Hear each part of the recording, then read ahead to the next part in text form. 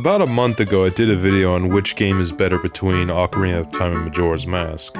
But here, I want to talk about 5 reasons on which game did better on things I didn't mention. Here, I want to focus on Majora's Mask.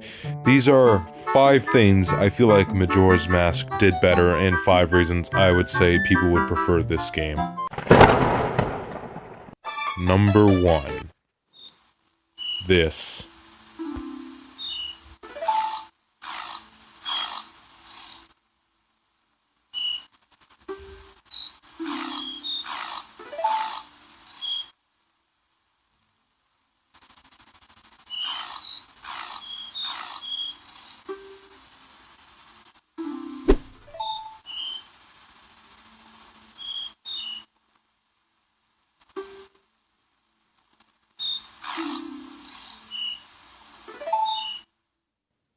Number 2.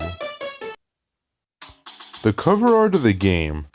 Now, I feel like the cover art in this game had a lot more effort put into it when you compare it to the Ocarina of Time cover, which looked like a golden game, great cover, but when you look at Majora's Mask, you can see a lot of rainbow-colored details on it that really showed the developers pushed really hard to give a great design out here, to make us intrigued to look at the box art before we even put the game in. I feel like Majora's Mask definitely had a better cover art compared to the previous game. Number 3. The extra bottles they added in the game.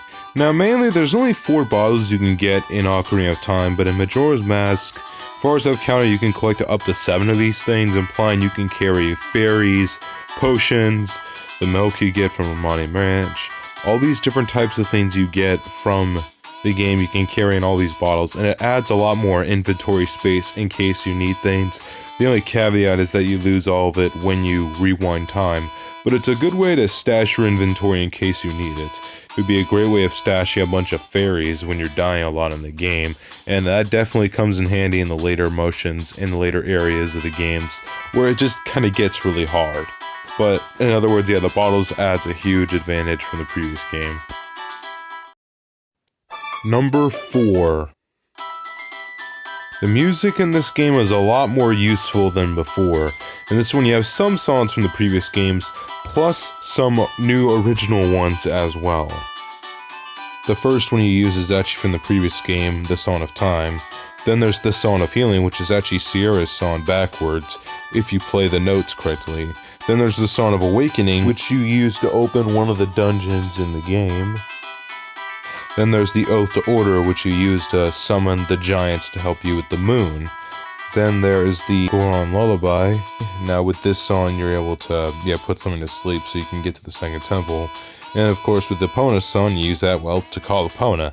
It's your best way of getting a ride other than spinning as a Goron. Then there's the New Wave Bossa Nova. That's how you get to the third temple, the Great Bay Temple. Then there's the Song of Storms, which causes rain to happen, and it also helps you get near a ghost area. And there's the Elegy of Emptiness, which releases an empty statue of yourself. And the end result, you have quite a lot of songs to use, and I would say in some ways they're more useful than what they were used for in the last game. Most of the time you were using Zelda's Lullaby to do most of the puzzles, while now you rely on multiple songs, which makes it more complex and unique. Number 5.